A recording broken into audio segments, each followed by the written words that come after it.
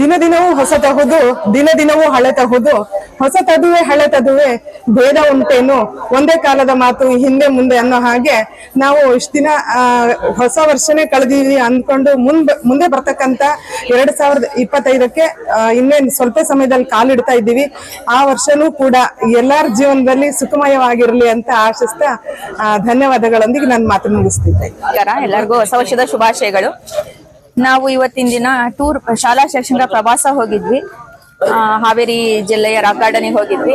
ವಾಪಸ್ ಬರೋಷ್ಟೊತ್ತಿಗೆ ನಮ್ಗೆ ಆನಂದಪುರದಲ್ಲಿ ಒಂದು ವಿಶೇಷವಾದ ಕಾರ್ಯಕ್ರಮ ಸಿಕ್ತು.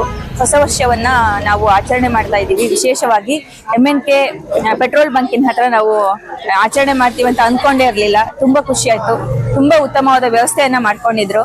ಅತ್ಯಂತ ಸಂಭ್ರಮವಾಗಿ ನಾವು ಆಚರಣೆಯನ್ನ ಮಾಡಿದ್ವಿ. ಈ ಕಾರ್ಯಕ್ರಮದಲ್ಲಿ ಸರಿಗಮಪ ಖ್ಯಾತಿಯ ನಾಗರಾಜ್ ತೋಂಬ್ರಿ ಅವರು ತುಂಬಾ ಸುಶ್ರಾವ್ಯವಾಗಿ ಕನ್ನಡ ಹಾಡುಗಳನ್ನ